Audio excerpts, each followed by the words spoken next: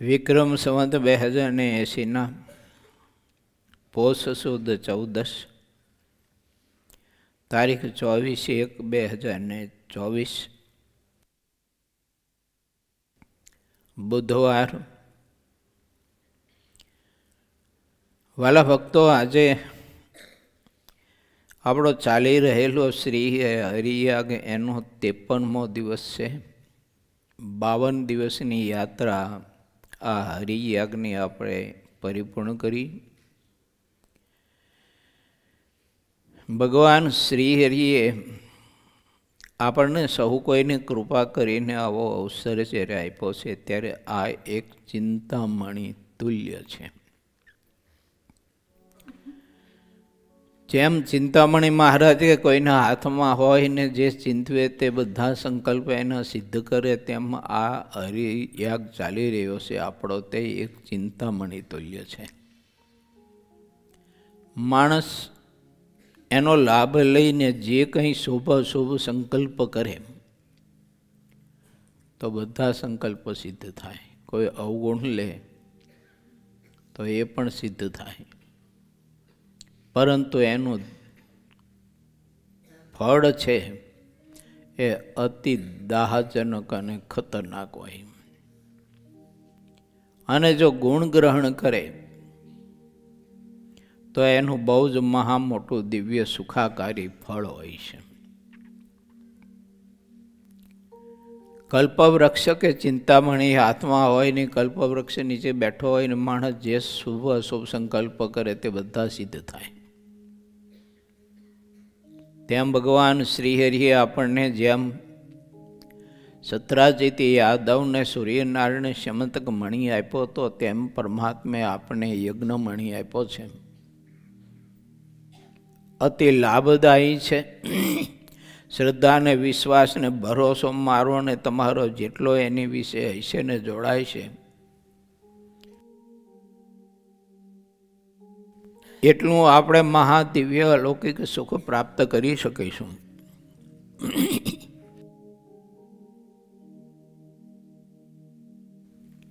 મારી તમારી સંકલ્પ કરવાની આવડત અને શ્રદ્ધા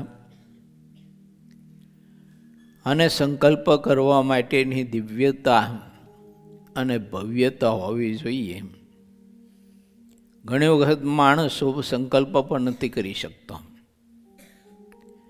ભગવાન સ્વામિનારાયણના વખતમાં ઘણા બધા એવા પ્રસંગો બન્યા હશે, એટલે ઓલા વિસનગરના શોભારામે સંકલ્પ એવો કર્યો કે સ્વામિનારાયણ ખરેખર જો ભગવાન હોય તો હું 2 દિવસમાં આંધળો થઈ જાઉં. આ તો ચિંતામણી છે ને, અને ખરેખર આંધળો થઈ ગયો. પ્રસંગો ઇતિહાસો લખાણા જાવ તો ઘણા બધા. એમ કોઈ એવા સંકલ્પ કર્યા કે આ સ્વામિનારાયણ હું છું ને મારા ગામમાં ગરી જાય એ મારાથી કેમ જોયું જાય, એની આંખો ફોડી નાખું. સરો ગસતો તો અને જ્યાં ભગવાન શ્રીહરિની સવારી નજીક આવી તે ઓઠા ઉપર ઊભો થઈ અને મહારાજની આંખો ફોડવા માટે તેને હાથમાં રહેલો છરો તે હાથ લંબાયો અને આંખોનું તેજ બધું ઉડી ગયું. ખોલેડિયાદ ગામનો પ્રસંગ છે. અને જેને એવા શુભ સંકલ્પ કર્યા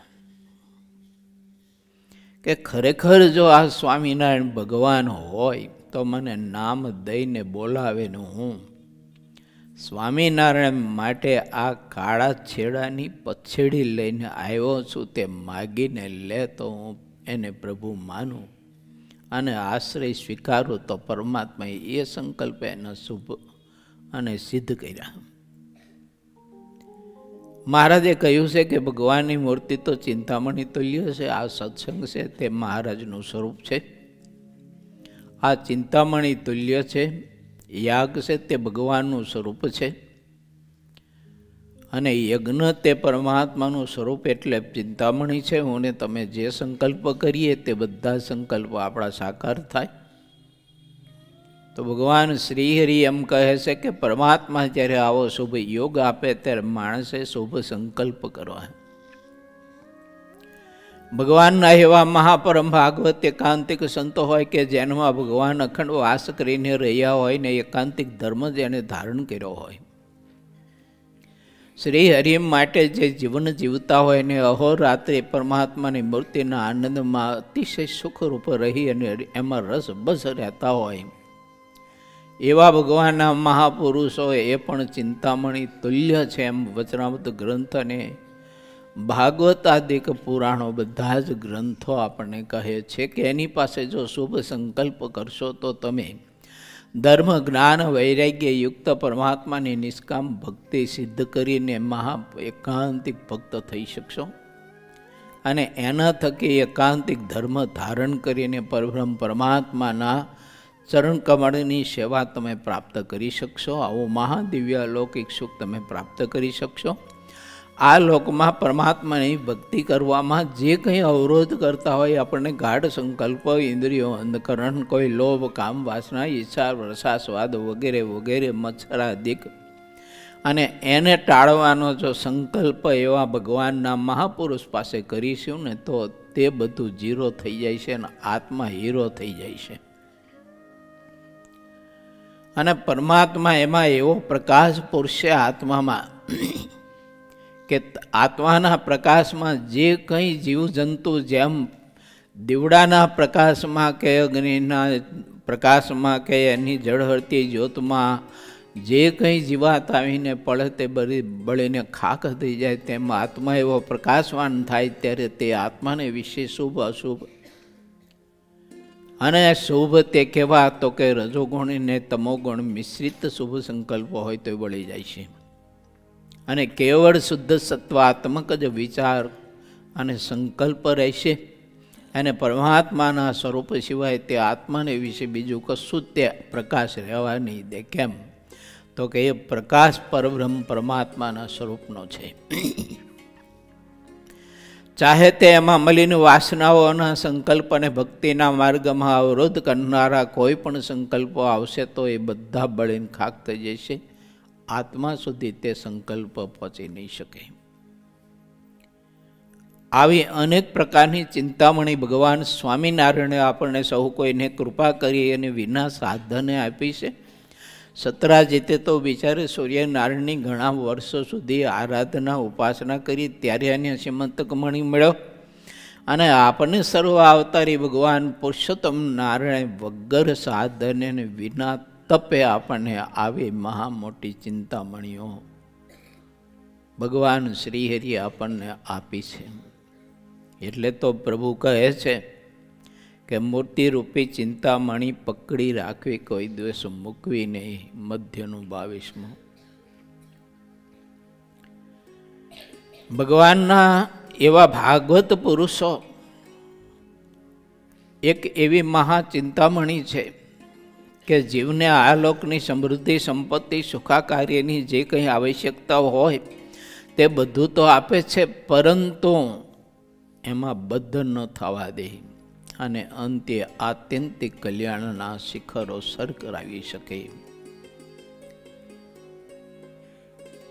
શમતક મણી કે વૈદુર્ય મણી કે બીજી ચિંતામણીઓ હોય કે કલ્પવૃક્ષ હોય તો તે આપણને આ લોકનું સુખ આપે, પરંતુ એ સુખ આપ્યા પછી આત્મા એમાં બદ્ધ થાય તો એ બદ્ધમાંથી એને મુક્ત ન કરી શકે. એ સમૃદ્ધિ સંપત્તિ આપ્યા પછી ઓર એને બદ્ધ કરે છે. ત્યારે સંતરૂપી ચિંતામણી મનને તમને નિર્બાધ કરીને નિર્વિકાર કરીને મહામુક્ત સ્થિતિને પમાડી અને પરબ્રહ્મ પરમાત્માને અતિશય ગમે ને પ્રભુને અતિશય વહાલો લાગે ને એવો આત્માને શુદ્ધ કરી દેશે. પરંતુ એ ચિંતામણીનું આપણને સૌ કોઈને બલ્ય હોવું જોઈએ. ભગવાન શ્રી હરિએ પ્રથમના 14માં પણ પ્રત્યેક સદગ્રસ્તને મહારાજે આ એક આદેશાત્મક સદવિચાર પ્રભુએ આપ્યો છે. મહારાજ કે જે ગ્રસ્ત હોય તેને સંતનો સમાગમ મળ્યો છે, એને તો ચિંતામણી અને કલ્પ વૃક્ષ સમાન માને. ધન દોલત, દીકરા દીકરી, આ બધું જે કંઈ સંપત્તિ છે એ તો બધું સ્વપ્ન તુલ્ય છે એવું માને. અને ભગવાનના સંતનો યોગ મળ્યો છે, એનું દર્શન મળ્યું છે, એનું સામીપ્ય મળ્યું છે. મહારાજ કે એની ચિંતામણીને કલ્પવૃક્ષ સમાન માને, એટલે શુભ સંકલ્પ એની પાસે કરે કે મને મારો ઠાકોરજી ક્યારે મળશે, મને મારો ઠાકોરજી ક્યારે મળશે. મારામાં ત્યાગ ને વૈરાગ, આત્મનિષ્ઠા, આદિક ભક્તિના ગુણ અને મને નવધા ભક્તિમાં અતિશય પ્રીતિ થાય ને નવધા ભક્તિના બધા જ અંગ હું સિદ્ધ કરી અને પરમાત્માની અહોરાત્રિ ભક્તિ કરીને પ્રભુને હું પામી જાઉં. મારામાં જે કંઈ ખામીઓ છે તે બધી દૂર થાય, વાસનાઓ છે તે દૂર થાય. મને જે પંચ વિષયની આસક્તિઓ છે તે બધી ટળે. અને તમે આજે શ્રી હરિએ આપને આ 60 દિવસના યાગરૂપી ચિંતામણી આપી છે, તો તેમાં આવા શુભ સંકલ્પો કરીએ. અને એ શુભ સંકલ્પ જો આત્મા કરશે તો ખૂબ જ મહા સુખને પામશે. પછી એમાં દોષ પરટ છે તો એવું પ્રાપ્ત થશે નહીં. પ્રથમના 56માં ભગવાન શ્રી હરિએ કહ્યું છે કે ભગવાનના સંતને જેવો જાણશે એવો પોતે થશે. કામી, ક્રોધી, લોભી, ઈર્ષાવાન જેવો જાણશે એવો, એથી રહિત જાણશે તો પોતે એથી રહિત, તેથી મુક્ત થશે. સંકલ્પ કરવાની મારી તમારી કંઈક આવડત હોવી જોઈએ, કંઈક સમજ હોવી જોઈએ કે ક્યાં કેવા પુરુષ પાસે કેવો સંકલ્પ આપણે કરવો, એ આપણે પોતે શીખવું જોઈએ. અને ન આટલા બધા શ્રેષ્ઠ યોગ હોવા છતાંય સૂઝ ન પડતી હોય, શુભ સંકલ્પ ન કરી શકતો હોય જે આત્મા, તે આત્માએ વિચારવાનું કે મારામાં મોહ વૃદ્ધિ પામ્યો છે અને મોહરૂપી મોજું ફરી વળ્યું છે. શ્રીજી મહારાજે પ્રથમ પ્રકરણના 53ના વચનામૃતોમાં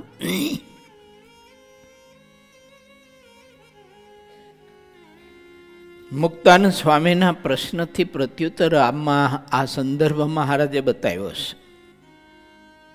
મુક્તાનંદ સામે પ્રશ્ન કર્યો કે હે મહારાજ, કોઈ સત્સંગમાં રહીને દિન દિન પ્રત્યે વૃદ્ધિ પામતો જાય છે અને કોઈ સત્સંગમાં રહીને દિન દિન પ્રત્યે ઘટતો જાય છે, એનું શું પ્રભુ કારણ છે?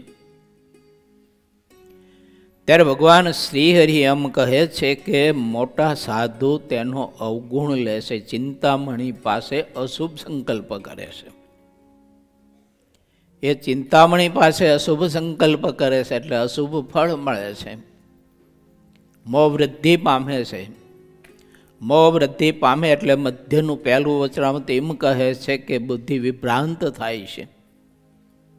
બુદ્ધિ વિભ્રાંત થયેલી આ કરવા યોગ્ય, ન કરવા યોગ્ય, બોલવા યોગ્ય, ન બોલવા યોગ્ય વગેરે વગેરે વિચારી શકતો નથી. અને પરિણામે ભગવાન શ્રીહરિએ એમ કહે છે કે સ્વામી, સત્સંગ આવો ચિંતામણી તુલ્ય મેળવ્યો છે, તેમ છતાંય જીવ ઘટતો જાય છે, ઘટતો જાય છે. એનું કારણ એ છે કે મોટા પુરુષની વિશે દોષ આત્મા પોતે પડઠે છે, એટલે વૃદ્ધિ પામતો નથી આત્મા. બાકી સત્સંગ, સંત, શાસ્ત્ર, મૂર્તિ, આ બધા જે કંઈ આપણને યોગ આપ્યા છે ને એ બધા ચિંતામણી તુલ્ય છે. ગઈકાલ યજ્ઞાર્થીઓ પાસે વિચાર મૂકતા મેં કહ્યું હતું, મેં કીધું જો આ શ્રી હરિ યાગ આપણો ચાલી રહ્યો છે, તેમાં તમે આજે 52મા દિવસે મહાદિવ્ય અલૌકિક લાભ લીધો છે. મેં કીધું આ યજ્ઞ છે ને, આ યાગ, આ સત્સંગ તે ચિંતામણી તુલ્ય છે. તમે જે સંકલ્પ કરશો તે બધું જ ફળ આપશે તમને. માઇક સંકલ્પ કરશો તો માઇક સુખ આપશે. ભગવાન સંબંધી તમે સંકલ્પ કરશો તો પરમાત્મા તે સુખ આપશે. માટે આપણે સૌ કોઈ એવા શુભ સંકલ્પ કરીએ જેણે કરીને સત્સંગમાં દિન પ્રતિદિન આપણો અંગ વૃદ્ધિ પામે, દિન પ્રતિદિન આપણી સ્થિતિ અધિક ને અધિક બંધાતી જાય. જેમ જેમ સત્સંગ કરતા જાય તેમ તેમ આપણામાં નિર્વાણીપણું, સરળતાપણું, સહજપણું, નિર્દંભપણું, નિષ્કામપણું, નિર્લોભપણું અને ડૂબીને રહેવાપણું, આ સ્થિતિ આપણી દિન પ્રતિદિન અધિક ને અધિક વૃદ્ધિ પામે, ઘટે નહીં. એકદમ ડૂબીને રહી આપણે. માણસ જેટલો ડૂબીને રહેશે એટલો આધ્યાત્મિક તેજ એને વધુ પ્રાપ્ત થશે. આત્મા અતિશય બળને પામશે, અતિ પ્રકાશવાન થશે આત્મા. કોઈ આપણને એમ કહે, ભગત તમે તો બહુ સેવા કરો છો, બહુ સેવા કરો, બહુ તપ કરો, બહુ ભજન કરો છો, બહુ ભજન કરો છો, એ એની ભાવના છે, વંદન કરીએ. પણ આપણા કર્તૃત્વ ભાવને જો આપણે માની લઈશું કે હું આટલું બધું હું ભજન કરું છું, તે આપણો અહમ હશે, કર્તૃત્વ ભાવ હશે. પહેલાંની ભાવના હશે તો આપણો અહમ હશે. એ જ્યાં સુધી આપણે ઝીરો નહીં કરી શકીએ કર્તૃત્વ ભાવને, ત્યાં સુધી કરેલું સત્કર્મ એનું અભિમાન ક્યારે આપણને માન બંધાવીને એમાંથી પછાડશે એની કોઈ કલ્પના નહીં કરી શકીએ. ભગવાન સહજાનંદ સ્વામીની અને સંતોની સેવા પરિચર્યા કરવા માટે ને એનો રાજીપો કમાવા માટે તો ઘણા બધા પુરુષોના ઇતિહાસો એવા લખાણા છે કે બ્રહ્મચર્ય વ્રત રાખ્યા કે એને લગ્ન ન કર્યા. આવા બધા ઇતિહાસો છે.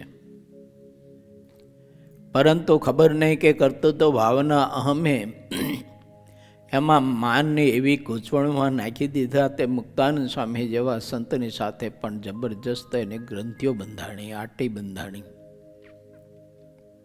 એવા પ્રસંગો છે. નામ નિર્દેશમાં આપણે જવું નથી, પરંતુ છે ઇતિહાસો એ નક્કી છે, તમે બધા પણ જાણો છો. રઘુનાથને પણ ચિંતામણી મળી હતી, પણ એને સંકલ્પ કરતા ન આવડ્યા, એટલે ભૂંડી દશા થઈ એની. રામાનંદ સ્વામી એક એવું તત્વ હતું ને મુક્તાનંદ સ્વામીને જો એ ચિંતામણી પાસે સંકલ્પ કરતા આવડ્યો તો મુક્તાનંદ સ્વામી પણ એવી સિદ્ધિને એવી સ્થિતિને પામ્યા કે શ્રી હરિનું અને ગુરુ રામાનંદ સ્વામીનું જ્યારે પોતે સંકલ્પ કરે અને ધ્યાન લગાવે ત્યારે બંને એ દર્શન કરી શકતા હતા આત્માને વિશે. એ ચિંતામણી પાસેથી એને સંકલ્પ કરી અને સમૃદ્ધિ મેળવતા આવડ્યું. ગોપીઓને ચિંતામણી મળી હતી તો સંકલ્પ કરીને સિદ્ધિ પ્રાપ્ત કરતા આવડ્યું, પણ એ ચિંતામણી કંસને પણ મળી હતી, છતાં પણ એને સંકલ્પ કરીને સુખ લેતા ન આવડ્યું તો કંસ મોતની વેદિકા ઉપર કાયમને માટે સૂઈ ગયો. એનું બળ, સામર્થ્ય, શક્તિ, સંપત્તિ છતાં બધો જીરો થઈ ગયો ને કશું કંઈ કામ ન આવ્યું.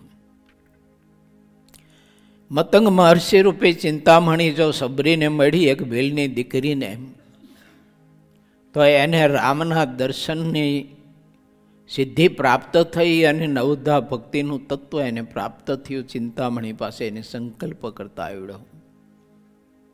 બીજા ઘણા બધા તપસ્વીઓ હતા, તેને સંકલ્પ કરતા ન આવડ્યું. સબરીને જેવો આવડ્યો એવો એ ચિંતામણી તો ત્યાં જ હતો. ગોપાળાનંદ સ્વામી, મુક્તાનંદ સ્વામી, બ્રહ્માનંદ સ્વામી, નિત્યાનંદ સ્વામી, નિષ્કુળાનંદ સ્વામી, પ્રેમાનંદ સ્વામી, ભાયત્માનંદ સ્વામી, ગુણાતીતાનંદ સ્વામી, અદ્ભુતાનંદ સ્વામી, પ્રેમાનંદ સ્વામી, આ વગેરે વગેરે ભગવાન સહજાનંદ સ્વામી ભારત દેશના માનવ સમાજને આવી તો કેટલી બધી ચિંતામણીઓ આપી હતી ને જે મહાપુરુષો છે ચિંતામણી પાસે શુભ સંકલ્પ કરી શક્યા તો તે બધા જ અક્ષરધામના અધિકારી બની ગયા. આવા બધા પ્રસંગો આપણા સૌ કોઈના હૃદયમાં ઘણા બધા થોકબંધ પડ્યા છે ને, આપણે જાણીએ છીએ ને. અને કોઈને સંકલ્પ કરતા ન આવડા, અભાવો ગુણ લીધા, તો એ ખરેખરા જ્ઞાનીઓ હતા, પંડિતો હતા, શાસ્ત્રવેતાઓ હતા. કોઈ રાજાઓ હતા, કોઈ શેઠ સાહુકાર હતા, ધનવાન હતા. શરીર બળ એનામાં ઘણું હતું. કોઈનામાં એવા સુરવીર હતા, યોદ્ધાઓ હતા. ઘણા બધા યુદ્ધના વ્યૂહ રચી જાણતા હતા. એટલી બધી શક્તિ બધી હતી, તેમ છતાંય બધા નષ્ટ અને ભ્રષ્ટ થઈ ગયા. કારણ કે એને ચિંતામણી પરમાત્માએ આપી, પણ એ સંકલ્પ ન કરી શક્યા. એને સંકલ્પ કરતા આવડ્યું નહીં, એટલે બધા જ દુઃખી થઈ ગયા અને ઝીરો થઈ ગયા. માટે વિચારીએ, સત્સંગરૂપી ચિંતામણી આપણે સૌ કોઈને પરમાત્માએ આપી છે, તો અંગ ઘટતું જાય છે કે વધતું જાય છે? એ મુક્તાનંદ સ્વામી કહે છે કે હે મહારાજ, કોઈ તો સત્સંગમાં રહીને દિવસ પ્રત્યે વૃદ્ધિ પામતો જાય છે ને કોઈક તો સત્સંગમાં રહીને દિવસ પ્રત્યે ઘટતો જાય છે. મહારાજ કહે છે કે સ્વામી, તેનું કારણ એ છે કે અમારા મોટા જે એવા સાધુ તેનું અવગુણ લે છે, તે ઘટતો જાય છે. ગુણ લે છે તેનું અંગ વૃદ્ધિ પામતું જાય છે ને ભગવાનને વિશે ભક્તિ પણ વૃદ્ધિ પામે છે ને દિવસ પ્રત્યે શુભ ગુણની પણ વૃદ્ધિ થતી જાય છે.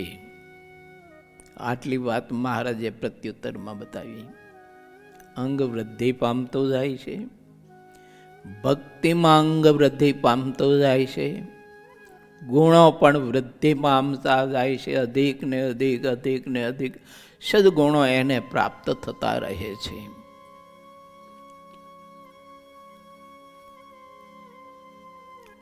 નથી લઈ શકતો તો એની વિશે મોહ છે. મહારાજે મધ્યના 53માં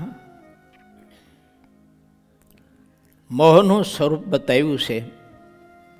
જે પોતાનું અવગુણ ન સૂજે ને ભગવાનના ભક્તનું અવગુણ જે સૂજતો હોય, કહેતા લેતો હોય, તે મહારાજ કે મોહનું સ્વરૂપ છે. મધ્યના 53માં આ મોહનું સ્વરૂપ બતાવ્યું છે.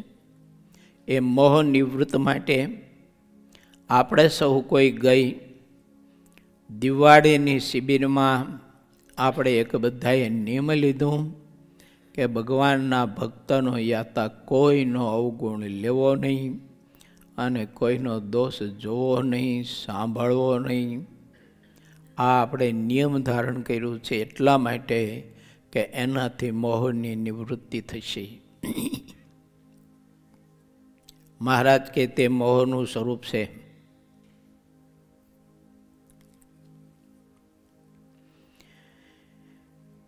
માટે પોતાનું સ્વરૂપ ઓળખવું. પછી મહારાજે વિસ્તારથી ઘણી બધી વાત બતાવી છે. જીવને પોતાને ખબર નથી કે હું કાળો છું કે ધોળો છું, લાંબો છું કે ટૂંકો છું, વિદ્વાન છું કે અભણ છું, હું સ્ત્રી છું કે પુરુષ છું, હું પશુ કે મનુષ્ય, એવું આત્માને કાંઈ જ્ઞાન નથી. અને લેવા દેવા વૈજ્ઞાનિક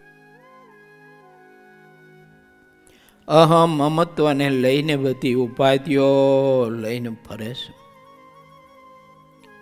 અને પછી કોઈ તેને તેવે આકારે, તેવે કલરે, તેવે રૂપે કહે, જીવને હાડોહાડ લાગી જાય. એના માટે માણસો માથા ફોડે, કોઈના માથા કાપે, યુદ્ધો ખેલે, લાખો કરોડો અબજોની જાનહાનિઓ કરે,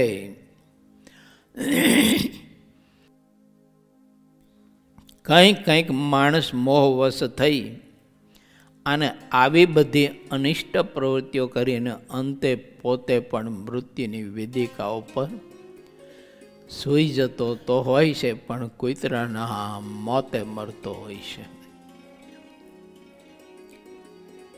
શિશુપાળ એવું કહેતો. મહારાજે નોંધ લીધી પ્રથમના 31ના વચનામૃતમાં. એ કહેતો પાંડવ છે ને અધર્મી છે વગેરે વગેરે કહેતો. એમાં વિસ્તારથી બધું પ્રભુએ લખ્યું છે.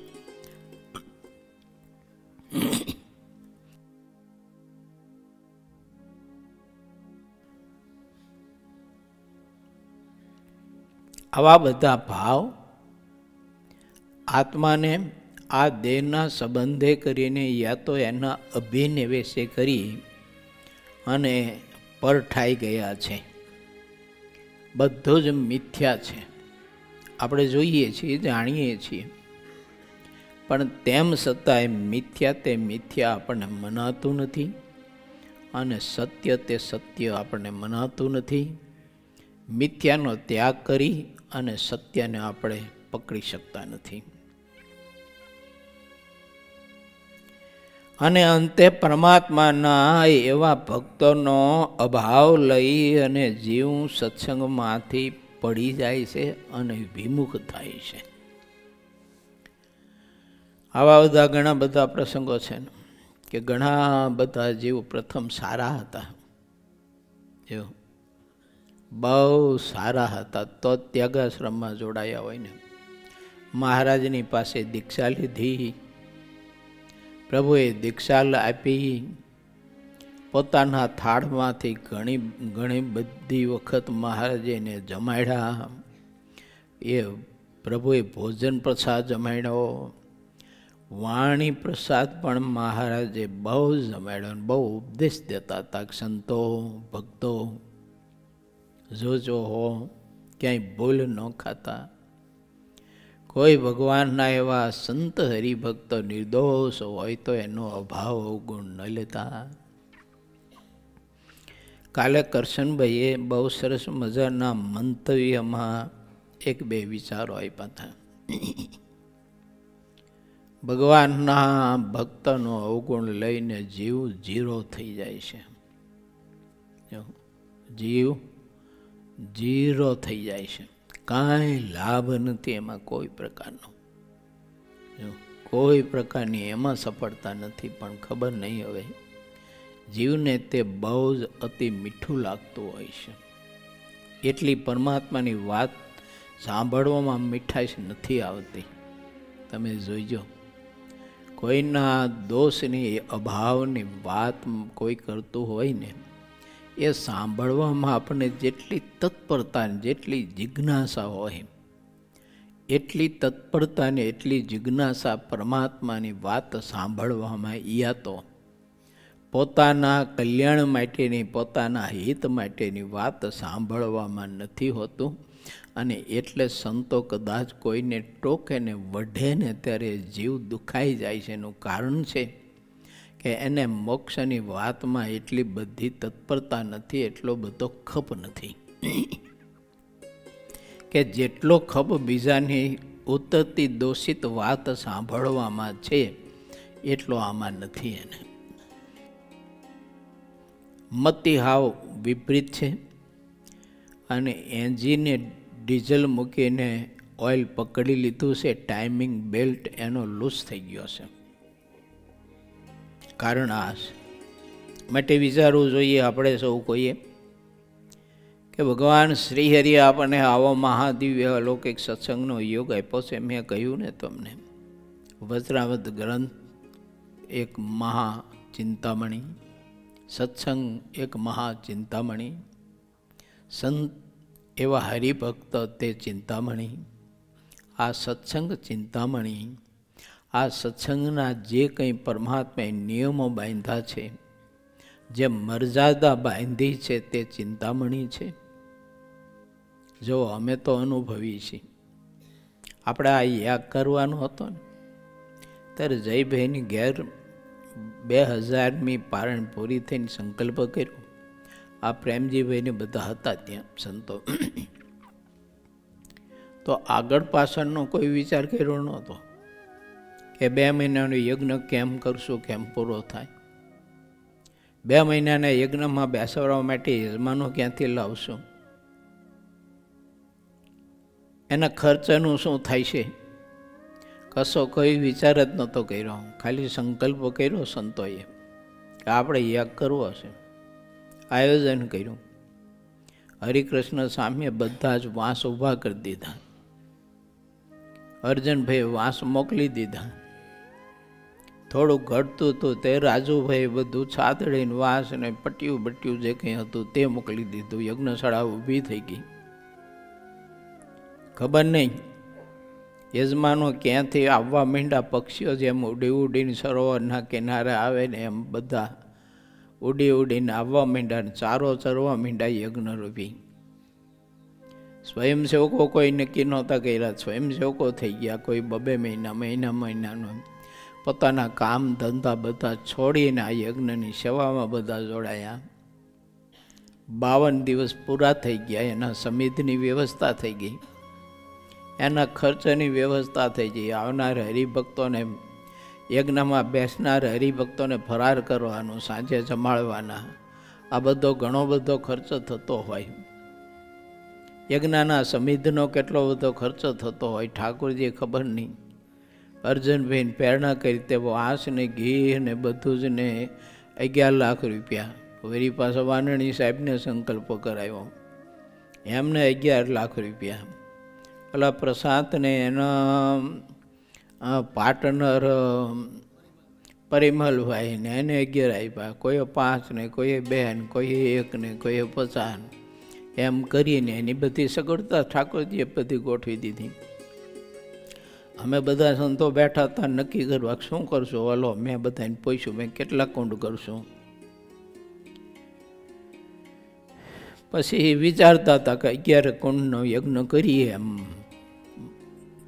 25 ને 51 કુંડનો યજ્ઞ કરીએ. બધા યજમાનો ક્યાંથી લાવવા, આ બધો વિચાર કરતા હતા ને મતતા હતા બેઠા બેઠા. હું સાંભળતો હતો. મેં કીધું આ તો ઠીક છે, આપણે બધા આમ તો કસરત કરી છે આપણે બુદ્ધિની કે આવડતની, અને એ તો આપણી ખાલી કસરત જ છે. આ બધું આયોજન તો ઠાકોરજી નક્કી કરીને બેઠો છે. એવું દેખાવું જોઈએ ને આપણને કે આ બધું આયોજન ઠાકોરજી નક્કી કરીને બેઠો છે. યજમાનોને બધાને ઠાકોરજી નક્કી કરીને રાખ્યા છે. સ્વયંસેવકોને નક્કી કરીને રાખ્યા છે. એના યજમાનોને નક્કી કરીને રાખ્યા છે. પણ ઠાકોરજી કે ઠીક હાલો, મારા છોકરાઓ છે ને ભલે બિચારા ઘડી કસરત કરતા હોય કરવા દો એમ.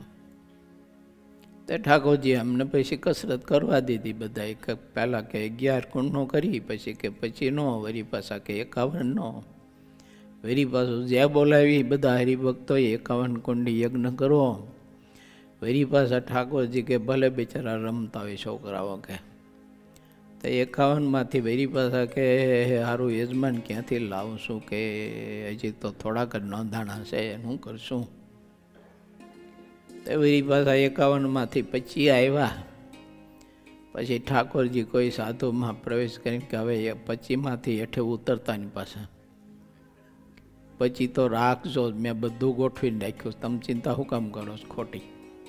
પણ મહારાજનું કામ એવું નક્કી કરીને રાખ્યું, પણ આપણને કહે જ નહીં. બોલો, છેલ્લી ઘડી સુધી ન કહે આપણને કે મેં બધું ગોઠવીને રાખ્યું, ચાલે છોકરો તમે શું કામ ચિંતા કરો, તમે મંડી પડો.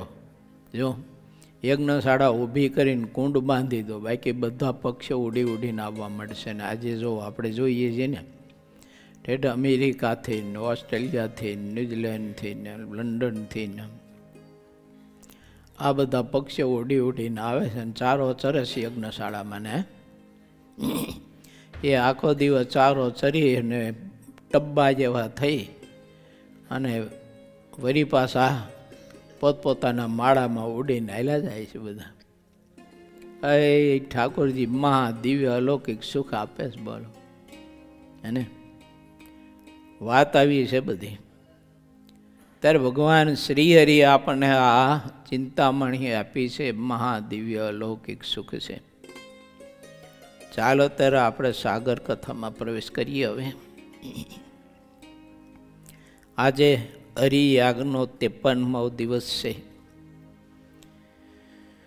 કેટલા દિવસ હવે બાકી રહ્યા? આપણે આજનો દિવસ બાદ કરીએ એટલે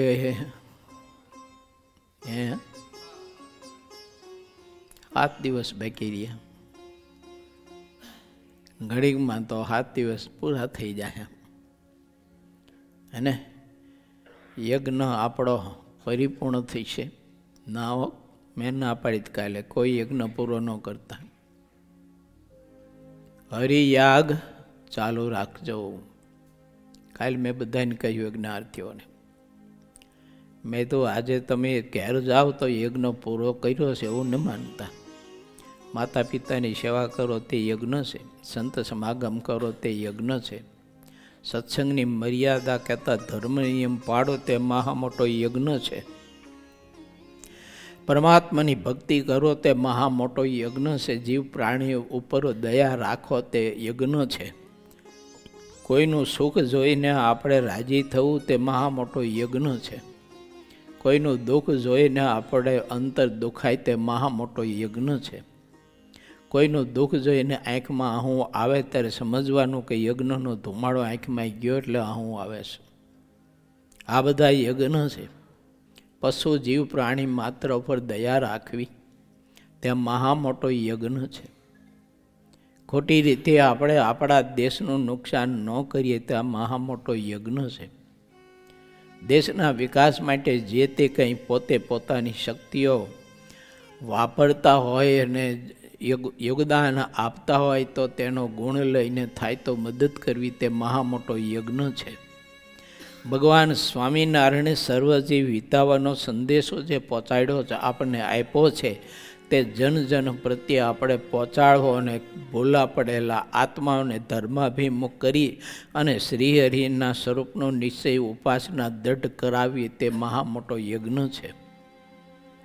આપણે આપેલું સાહિત્ય એનું કાયમને માટે વાંચન કરવું તે મહા મોટો યજ્ઞ છે. ગઈકાલે યજ્ઞાર્થીઓને કહ્યું કે વજ્રામૃતના પાઠ કરજો, મંત્ર જપ કરજો, કાયમ કરજો, આ તમારો અખંડ યજ્ઞ હશે. મહારાજે મધ્યના 8માં મેં એમ લખ્યું છે કે આપણે તો આ બ્રહ્મ યજ્ઞ કાયમને માટે અખંડ ભગવાનના ભક્તને કરતો રહેવો. એટલે આ લોકના શિષ્ટાચારના એક નિયમ પ્રમાણે આપણે કહીએ કે યજ્ઞની આપણે સમાપ્તિ 60મા દિવસે કરશું. એ તો એક આપણો આ લોકનો શિષ્ટાચાર છે, પરંતુ યજ્ઞ તો આપણો અખંડ ચાલુ રહેવો જોઈએ. વાલા ભક્તો, ભગવાન શ્રી હરિએ આપણે આવો મહાદિવ્ય અલૌકિક સુખ આપ્યું છે. તો એવો જ યજ્ઞ જેને આપણે કહીએ છીએ જ્ઞાન યજ્ઞ, તો તેમાં આપણે પ્રવેશ કરીએ. પૂર 19મો તરંગ ચોથો. સન્માર્ગ અને અસન્માર્ગ બતાવીને શ્રીહરિએ સંતોનું મહાત્મય કહ્યું. ભગવાનના સત્પુરુષોનું મહાત્મય સમજવું, સન્માર્ગે ચાલવું, અસન્માર્ગનો ત્યાગ કરવો, આ મહા મોટો એક યજ્ઞ છે. પરમાત્માએ આપણને અવસર આપ્યો હોય તો ભગવાનના એવા ભાગવત સત્પુરુષોની સેવા કરવી તે મહારાજ કે મહા મોટો યજ્ઞ છે. મલિન વાસના ટાળવાના સંદર્ભે ભગવાન શ્રીહરિએ મધ્યના 25માં ઉકા ખાચરના દ્રષ્ટાંતે કરીને આપણને સેવા યજ્ઞનું મૂલ્ય સમજાયું છે ને એનું ફળ સમજાયું છે. મહારાજ કે ઉકા ખાચાની જેમ ભગવાનના સંતની સેવા કર્યાનું જેને વ્યસન પડે, મહારાજ કે ગમે તેવી મલિન વાસના હોય તો પણ ટળી જાય. તો આ એક સંત સેવા યજ્ઞનું મહાત કેવું દિવ્ય ફળ બતાવ્યું છે કે જે વાસનાને જીરો કરવા માટે અને એને નિર્મૂળ કરવા માટે તો ભારત દેશમાં કાંઈક તપસ્વીઓ કઠિન તપસ્યાઓ કરી અને માથે ઉદયના રાફડાઓ જામી ગયા, અને એ ઉદયનો રાફડો જામી ગયેલો અને એની માટી જ્યારે એક બાજુ કરવામાં આવી અને એમાંથી તપસ્વી જ્યારે જાગે ત્યારે રાજા પાસે પોતાની 2 કન્યાના કાંડા હાથમાં પકડાઈ દેવાની માગણી કરે એવું લખ્યું છે. વાસના જે અતિ મલિન વાસના છે એને ટાળવા માટે થઈને મહાપુરુષોએ કોઈએ પાણીના ધરામાં 60,000 વર્ષ સુધી કઠિન તપસ્યાઓ કરી, કોઈ હિમાચલ પ્રદેશોમાં ઊંધા મસ્તકે તપસ્યાઓ કરી, કોઈ વડલાની ડાળની સાથે પગની આટી દઈને ઊંધા માથે લટકીને કઠિન તપસ્યાઓ કરી, પણ કોઈને એની સિદ્ધિ સારી પ્રાપ્ત થઈ ન થઈ. પણ ભગવાન સ્વામિનારાયણે મધ્યના 25માં ઉકા ખાચરના દૃષ્ટાંતે કરીને સેવા યજ્ઞની ફળશ્રુતિ બતાવતા પ્રભુએ કહ્યું છે કે ગમે તેવી મલિન વાસના હોય તો મહારાજ કે ટળી જાય અને આત્મા શુદ્ધ થઈ જાય. વાંચો મધ્યનું 25. મુક્તાનંદ સ્વામીના પ્રશ્ને કરી અને ભગવાન શ્રી હરિએ આ સેવા યજ્ઞનું મહાદિવ્યાલૌકિક ફળ બતાવ્યું છે. એટલે તો ભગવાન શ્રી હરિએ સમયાંતરે પોતાના આશ્રિત વર્ગને અને કોઈને વાસના અતિ પીડતી હોય એવા આત્માઓને સંતો માટે ધર્મશાળા બાંધવાનું આયોજન કર્યું. બાકી શ્રી હરિ તો સંકલ્પ કરે તો ચપટીના અવાજમાં મારા બાપ એ પૃથ્વીમાંથી હોનાની ધર્મશાળાઓ બારી કાઢે. એને ભજનારા મહાપુરુષો એક પોતાનો ખેસ પથ્થરની કુંભી ઉપર જો ઢાંકી દે અને એ ખેસ ઢાંકેલો જાય લેતા એ પથ્થરની કુંભી જો સોનાની થઈ જતી હોય, એના ભજનના પ્રતાપે કરીને આવું થતું હોય તો એ પરમાત્મા ચાહે તે કરી શકે કે ન કરી શકે? તો એને ધર્મશાળાનું આયોજન કરવાનું શું કારણ? તો એને ધર્મશાળા કરવાનું આયોજન કરવાનું એ કારણ હતું કે આત્માઓની વાસનાઓ હાવ નિર્મૂળ કરીને એને શુદ્ધ સત્વાત્મક બનાવી અને નિર્વિકલ્પ બનાવીને પોતાની મૂર્તિનું મહાદિવ્ય અલૌકિક સુખ આપવું તે લક્ષ્ય હતું. કારણ કે બધા જ આત્માઓ એવી સાધના કરીને વાસના નિર્મૂળ કરી શકે એવું સામર્થ્ય તે બધા જ આત્મામાં નથી હોતું. બસ એની વાસના નિર્મૂળ થાય, તે આત્મા શુદ્ધ થાય, એ ભગવાનના સત્પુરુષની બસ મન કર્મ વચને કરીને શુદ્ધ ભાવથી પરિચર્યા કરે, સેવા કરે, એની જાયગામાં વાડે ચોડે લીપણ કરે. ધર્મશાળા બંધાતી હોય તો એમાં પોતાનો અર્થ વાપરે. ભગવાન શ્રીહરિએ જોને આપણને પણ સંતોની ધર્મશાળા બાંધવાનો યોગ આજે આપ્યો છે. અને રૂપાળા ઘનશ્યામ મહારાજના વાર્ષિક પાટોત્સવના દિવસે સંતોની ધર્મશાળા બાંધવાના શિલાન્યાસનો કાર્યક્રમ થવાનો છે. સુખ શા માટે? હું ને તમે તપ કરીને કંઈ આ સિદ્ધિ તો આપણે કંઈ પ્રાપ્ત કરી શકીએ નહીં. હવે આટલી નાની એવી ટૂંકી જિંદગીમાં આપણે કરીને સાધન કેટલું કરી શકીએ? એમાંય કોઈના 50 વર્ષ, કોઈના 25 વર્ષ, કોઈના 60 વર્ષ, કોઈના 70 વર્ષ, તો બધા કંઈક વયાઈ ગયા હોય. કંઈક અજ્ઞાનતામાં, કંઈક જ્ઞાનમાં, કંઈક જાણતા હોય ને કંઈક ન જાણતા હોય ને કંઈક બાળ અવસ્થામાં, કંઈક યુવા અવસ્થામાં, કંઈક આપણી આવડતના, કંઈક વિદ્યાના, કંઈક ધન સંપત્તિના, કંઈક સંગદોષના, આ બધાના કારણે કંઈક આપણી જિંદગી બધી આમાં કપાઈ ગઈ. વાહે રહી છે શેષ જિંદગી. હવે થોડા દિવસ, ઘણા ગણા ગાંઠા દિવસો, એમાં આત્માને એકદમ શુદ્ધ થવું તો કામ કેટલું કઠિન છે. પણ ઠાકોરજી વિચાર કર્યો કે મારે આ બધા જ આત્માઓને એકદમ શુદ્ધ કરી નાખવા છે, અને એટલે ઠાકોરજી આ બધું આયોજન કર્યું. મને તમને સમજાવવું જોઈએ. તો વાસના જીવની બધી હાવ નિર્મૂળ થઈ જાય ને આત્મા ચોખ્ખો થઈ જાય. વાત તો એવી છે. શ્રીહરિએ કહેલી વાત સાંભળીને મુનિવર્ય મુક્તાનંદ સ્વામીએ શ્રીહરિની આગળ બે હાથ જોડીને કહ્યું, પ્રભુ, જેના જે ઈષ્ટદેવ હોય છે તેને સૌ બધાથી અધિક કરીને માને છે અને તેને જ મોક્ષ રૂપ માને છે. જે ઝાડ જે સ્થળે મૂળ બાંધીને રહ્યું હોય તેને જોરથી જો ઉખાડી નાખવામાં આવે તો તેમાં ફળ ફૂલ અને રસ કાંઈ રહેતું નથી. વૃક્ષના ફળનું બીજ જે જગ્યાએ રોપવામાં આવે અને તેનું વૃક્ષ થાય તેમાં ફળ ફૂલ અને રસ બધું જ થાય છે. જેનામાં વિવેક અધિક રહ્યો હોય તેવા સાધારણ માણસો પણ સંતોની વાત સાંભળીને સત્સંગ કરી અને મહાસુખ્યા થાય છે. જ્યારે તે સત્સંગી થાય છે ત્યારે મન ઇન્દ્રિયોનો સંગ છોડી દે છે અને સત્સંગથી પ્રતિકૂળ જેટલી બાબતો દેખ્યામાં આવે તેને જન્મ અને મરણનું દ્વાર સમજીને સત્સંગી મનુષ્ય તેની આસક્તિને છોડી દે છે. જે સમુદ્ર તરવાને માટે જતા હોય છે તે દરેક મનુષ્ય તૂટી ગયેલા વાહનને જોઈને તેમાં ક્યારે બેસતા નથી, પણ જ્યારે તે તૂટ્યા વિનાના નાવમાં બેસે છે ત્યારે સમુદ્રના પારને તે પામી શકે છે. જે ગુરુમાં ધર્મ, ભક્તિ, વૈરાગ્ય અને જ્ઞાન ન હોય તેવા ગુરુઓ તો તૂટેલા વાહનના જેવા છે.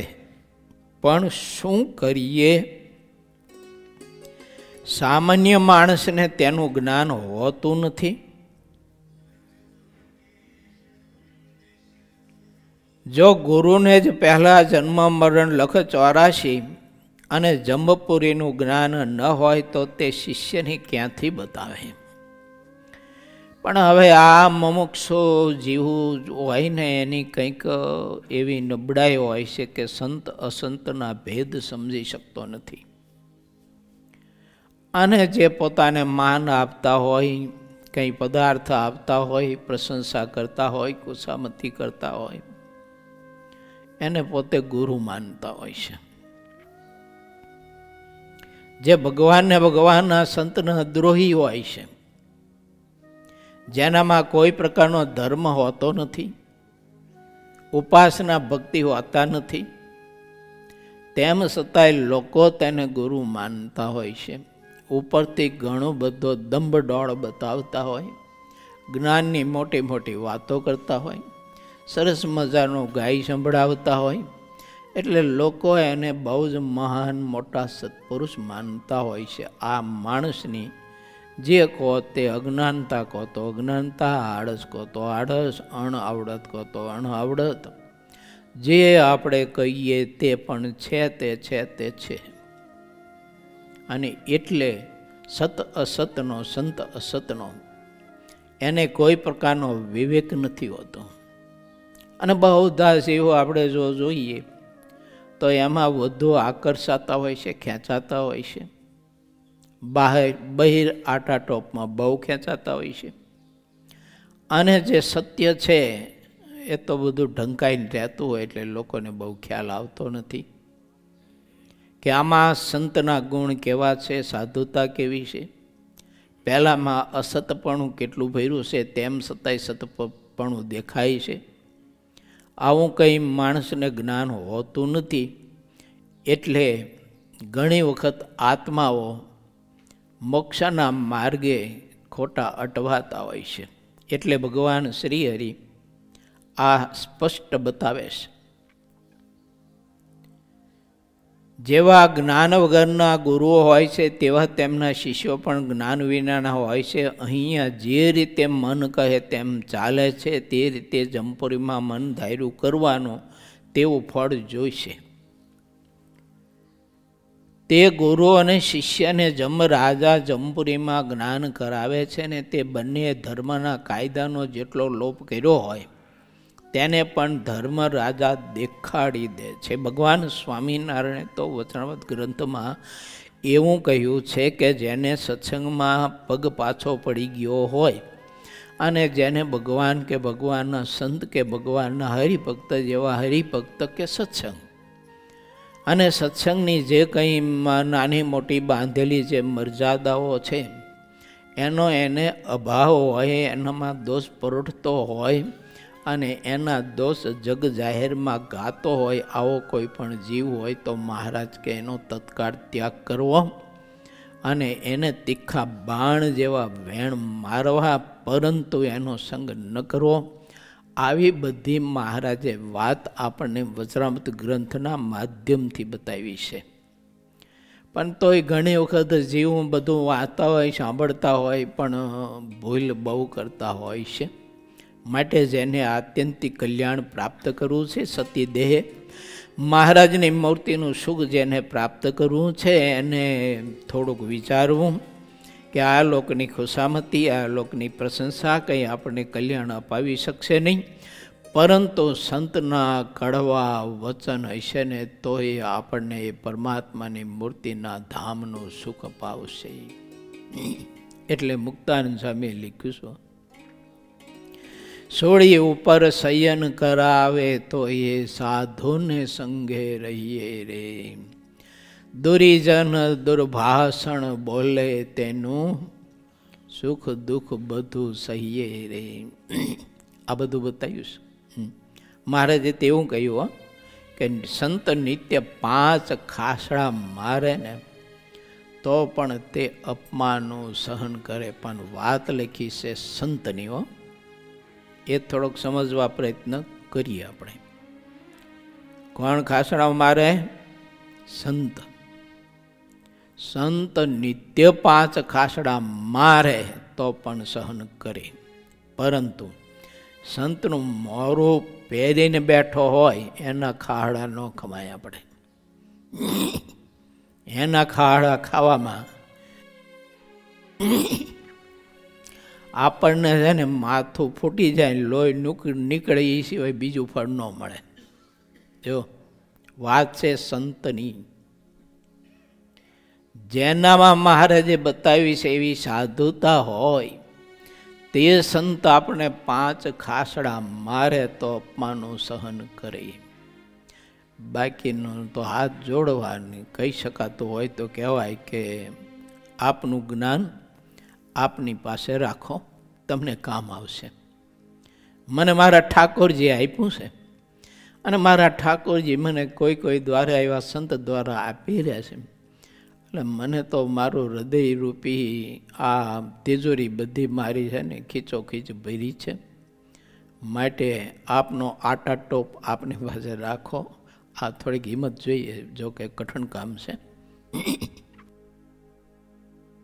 મારા ત્યાગી જીવનના પ્રારંભમાં એક મહાપુરુષને મેં હાથ જોડીને વિનંતી કરીને કહ્યું હતું કે મેં કીધું આપ તો બહુ મોટા ઉંમરથી દીક્ષામાં મહા મોટા છો, આવી રીતે વિષયનો ધન સંપત્તિનો અને પદાર્થનો પ્રલોભન મને આપી અને મારી ત્યાગાશ્રમની મારી જિંદગીમાં તમે ખોટી રીતે છે ને અંદર પોઈઝનનો નાખવાનો પ્રયત્ન મત કરો.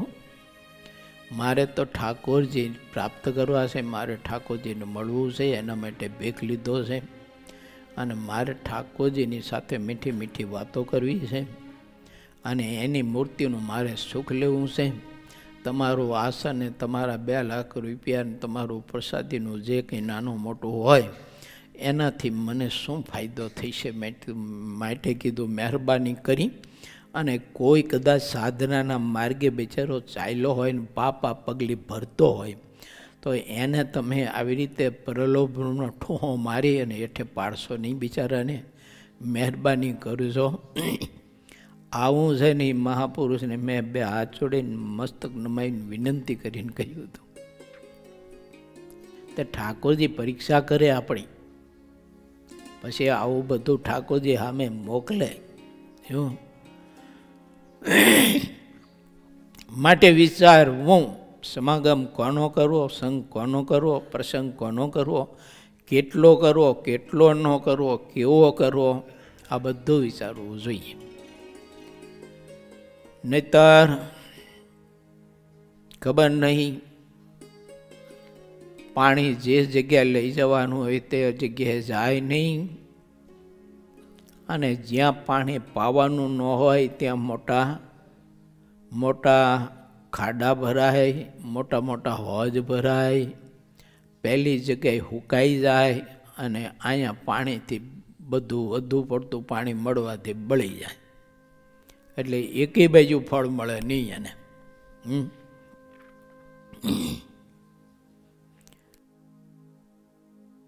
જીવે જેટલા ધર્મના કાયદાનો લોપ કર્યો હોય છે તેને એમ રાજા તેટલા કબૂલ કરાવે છે, ને પછી તે કાયદા લોપવાનું બધું યથાર્થ ફળ તેને આપે છે. સાચા સંતની સેવાનું ફળ અજાણે પણ કોઈક પ્રસંગે સાચા સંતની સેવા કોઈએ કરી હોય તો જમપુરીમાં જેટલી સહાય કરે છે તેટલી જ એને આ લોકમાં પણ બધી રીતે સહાય કરે છે. તે સંતની સેવા પૂર્વે સાચા સંતની જેટલી સેવા કરી હોય છે તે સેવા જીવ જે યોનિમાં જાય છે ત્યાં તેને સહાય કરે છે, બીજી કોઈ વસ્તુ તેને મદદ કરતી નથી. મહારાજે કહ્યું છે, જેને સંતની વાત મનાય, આના સંદર્ભે જ વાત છે. જેને ભગવાનના સંતની વાત મનાય તેણે પૂર્વે મોટ સંતની સેવા છે. આવ્યું ને કે સંતની સેવા કરી હોય પૂર્વે તે તેને મદદ કરે છે, અને જેને સંતની વાત નથી મનાતી એને મહારાજ કે નવો આદર છે, તે આગલા જન્મમાં ફળશે. એટલે બીજા જન્મનો તો ઠાકોરજી સિક્કો મારી દીધો. માટે સંતની સેવા કર્યાનું ફળ કોઈ અલેખે જતું નથી. ભાગ્ય વગરના માણસને સાચા સંતની સેવા મળતી નથી. સાધન માત્ર સાચા સંતની સેવામાં રહ્યા છે. મુક્તાનંદ સ્વામીએ કહેલી વાતને સાંભળીને બ્રહ્માનંદ સ્વામી તથા નિત્યાનંદ સ્વામી બોલ્યા કે મુક્ત મુનિની વાત સાચી છે. સંતની સેવા કરવામાં જેટલા સાધન માત્ર છે તે બધા જ આવ્યા વિના રહેતા નથી.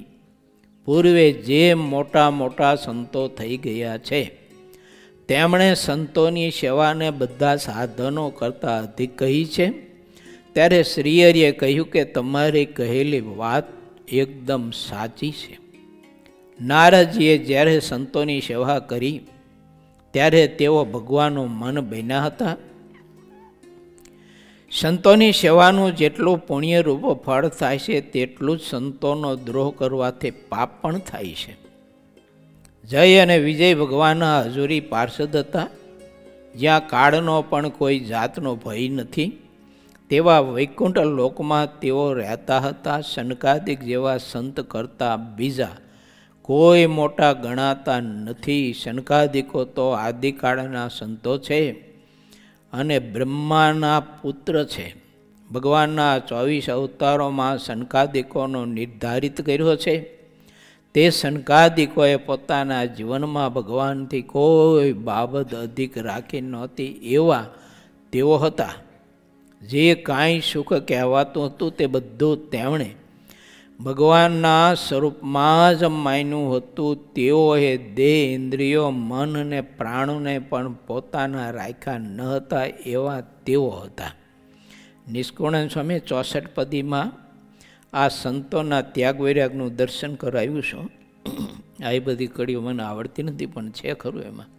ન નાણું સેંગરું સુખ સનકાદિક એવું બધું વર્ણન આવે છે. હે ને બહુ અદ્ભુત વાત લખી છે નિષ્કુળાનંદ સ્વામી એમાં. જે ભગવાનના ભક્તો વાસતા જેટલું કાંઈ પોતાનું કરી રાખે છે તેટલું તેને દુઃખ આવે છે, કારણ કે અહંતા મમતામાં હંમેશા દુઃખ રહ્યું છે. જય અને વિજયને અહમ મમત્વ રહી ગયું હતું. તેને લીધે તેઓ સનકાદિકને જોઈને અનાદરથી હસ્યા. બીજી બાજુ શનકાદિકોને તો ત્યારે ભગવાનના દર્શન કરવાની મનમાં અત્યંત આતુરતા હતી. પોતાને દર્શન કરવાની જે ઉતાવળ હતી તેમાં જય વિજય એક ક્ષણવાર પણ રોક્યા. તેનાથી તેમના હૃદયમાં અપાર ઉદ્વેગ થઈ ગયો. શનકાદિકોના મનમાં થયું કે આવા અવિવેકી પાર્ષદો આવા પવિત્ર સ્થાનમાં રહેવા જોઈએ નહીં. ત્યારે ભગવાન વિષ્ણુ તરત જ ત્યાં દોડીને આવ્યા અને શનકાદિકોને શાંત કર્યા. જોકે ભગવાનને તો જય અને વિજય પાર્ષદ ઘણા વાલા હતા, છતાં તેમણે શનકાદિક સંતોને દુભવ્યા. એટલા માટે તત્કાળ તેનો ત્યાગ કર્યો. ભગવાનને તે બંને પાર્ષદોને દૈત્યમાં જન્મ લેવડાવ્યો અને તેમને દૈત્યોના રાજા કર્યા અને 3 વાર પોતે તેનો નાશ કરવા માટે અવતાર ધાર્યો. ભગવાને તેમને સંતોના દ્રોહી દેખીને 3 વાર અહીં પૃથ્વી પર પ્રગટ થઈને માર્યા. જે માણસ જેટલા સત્યના માર્ગે ચાલે છે તેને ભગવાન તેટલા સંતના રૂપમાં દેખે છે, અને જેઓ અસત્ય માર્ગે ચાલે છે તેને અસંતના રૂપમાં દેખે છે. અસુર, અસંત અને દૈત્ય આ ત્રણેય નામ એક સરખા છે. એવા બીજા તો અનેક નામ છે. સન્માર્ગે ચાલવાથી જે ચાલનારા સંત કહેવાય છે ને અસન્માર્ગે ચાલવાથી તે ચાલનારા અસંત કહેવાય છે. જે જેવા માર્ગે ચાલે છે તેવી તેની છાપ પડી જાય છે.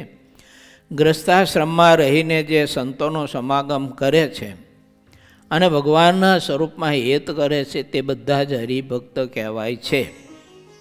જેટલા સત્સંગી કહેવાતા હોય છે તેઓ અસંતના સંગ કરતા નથી. પોતાનો દેહ, ઇન્દ્રિય, મન તેમજ જે પોતાના સંબંધીઓ ભગવાનથી પ્રતિકૂળ જ્યાં સુધી દેખ્યામાં આવે ત્યાં સુધી તેને પણ અસંત જાણીને તેનો સંગ કરતા નથી. અરે આત્મા સિવાયના બધાયનો ત્યાગ કરી દે છે. આ બધી વાત મહારાજે વચનામૃતમાં બતાવી છે. ભરતજીએ માતાનો ત્યાગ કર્યો, પ્રહલાદજીએ બાપનો ત્યાગ કર્યો, પણ ભગવાનને ભગવાનના સંતનો સમાગમનો ત્યાગ ન કર્યો.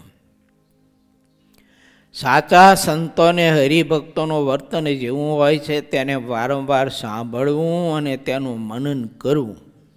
તે શ્રવણ મનન કર્યા સિવાય ટકતું નથી. જે ભક્તો શ્રવણ મનન કરવામાં પ્રમાદ રાખે છે તેઓ અલભ્ય વસ્તુને પામ્યા પછી પણ તુચ્છ મતિવાળા રહે છે.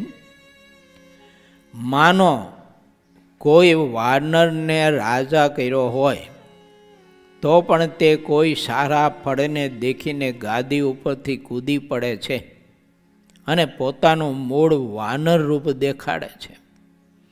તેમ ભગવાનનો ભક્ત થઈને સંતોના ઉપદેશનું શ્રવણ મનન કર્યા વગર ભગવાન સિવાયની બીજી તુચ્છ વસ્તુને માટે ક્ષણે ક્ષણે દિન થઈને રહે છે અને તેનો ક્ષોભ ક્યારેય ટળતો નથી. ભગવાન અને સંત જેવા સંત એનું સુખ ગૌણ કરીને યા તો મૂકીને પણ આત્મા આ લોકના પંચ વિષય તરફ બહુ જ દોટ દે છે અને ખેંચાય છે. મારે જે દ્રષ્ટાંત કેવું આપ્યું બોલો. વાંદરું હોય ને એને રાજગાદી ઉપર બેસાડ્યું હોય ને કોઈ ફળ દેખાડે તો કૂદી પડે એના માટે. એમ પરમાત્માએ આપણને આવી સત્સંગ રૂપી ગાદી આપી, સત્સંગ રૂપી ચિંતામણી આપી, સત્સંગ રૂપી સુખ આપ્યું, સંત રૂપી ચિંતામણી આપી, પણ કોઈ કદાચ પંચ વિષય સંબંધી સુખનું કોઈ એવું ફળ બતાવે તો આત્મા તરત છે ને એ ચિંતામણીનો ત્યાગ કરી અને તે ફળ ખાવા માટે કૂદી પડે છે.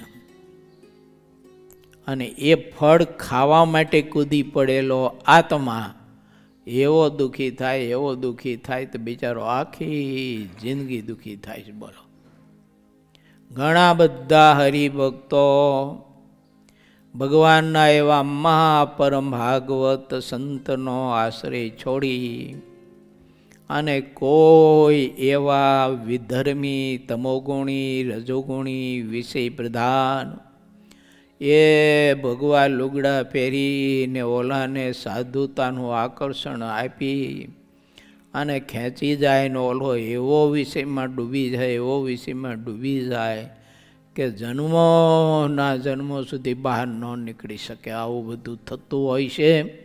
આદિ અનાદિથી થતું આવ્યું છે. આ જ વખતે થાય છે એવું નથી. આદિ અનાદિથી થતું આવે છે, થઈ રહ્યું છે. ભાગવતમાં કથા છે. એક પુંડ્ર કરી અને માણસ હતો તે કલ્પિત વસુદેવનો વેશ ધારણ કરી, કૃષ્ણનો વેશ ધારણ કરી અને લોકો પાસે મનાતો ને પૂજાતો અને કૃષ્ણની સાથે યુદ્ધ કરવા માટે દ્વારકામાં આવ્યો. આ કથા જ ભાગવતમાં. મહારાજના વખતમાં છે ને એક એવો આદમી હતો, એક જ્ઞાતિનો. તે થોડો ઘણો આમ રૂપાળો હોય છે, જરાક નમણો બમણો. તે મારો મહારાજના કપડાં જેવા જ આભૂષણો બધું ધારણ કરી અને સરસ મજાની સારી ઘોડી લઈને અમુક પ્રદેશોમાં ફરતો. ભોળા લોકો સ્વામિનારાયણ જાણીને એને પૂજતા અને એને મેવા, મીઠાઈ, ફળ ફૂલ આપતા. ઓલો હારો ઘી કેરા કરતો ખાઈ પીને ને. એમાં સત્સંગી ભૂષણના આદિ શ્રોતા એની કથા છે. બોલો. અને તેજાભાઈ નામ એમનું. અને કોઈ કામ પ્રસંગે સંબંધીઓને ત્યાં ગયા છે ત્યારે આવડો આ માણસ ભગવાન સ્વામિનારાયણનો વેહ લઈને ફરતો હતો. એને જોયો ને એ ઘોડા ઉપર બેઠો હતો ને તે ત્યાંથી એનું બોચું પકડીને હેઠો નાખ્યો. અને પછી તો એવો કૂટ્યો તો અધમુઓ કરી નાખ્યો. મારા ભગવાનની દેશી કાઢી અને ભોળા લોકોને ભોળવીને મૂર્ખ. તો આવી રીતે એની પાસે મનમાની ધન સંપત્તિ પડાવીને ઘે કેળા કરે. સાથે તો જેટલું ખાધું એટલું વારું કાઢો એવું. હા, એવા એ મહાસુરવીર ભક્ત હતા. આવો પ્રસંગ છે. એટલે કોઈ સંતની દેશી કાઢે, કોઈ પરમાત્માની દેશી કાઢે, કોઈ ભક્તની દેશી કાઢે, આપણે એને ઓળખવા જોઈએ કે આ વેશધારી છે કે ખરેખર આ પરમાત્માનો ભક્ત છે કે સંત છે. મહારાજે આ બધા ભેદ સમજવા માટેની ઘણી બધી આપણને સમજ આપી છે. ઇતિ શ્રી સહજાનંદ સ્વામી શિષ્ય સિદ્ધાનંદ મુનિ વિરચિત શ્રી હરિચરિત્રામૃત સાગરના 51 પૂર્વમાં સન્માર્ગ અને અસન્માર્ગ બતાવીને શ્રી હરિએ સંતોનું મહાત્મય કહ્યું. એ નામે ચોથો તરંગ સમાપ્ત થયો.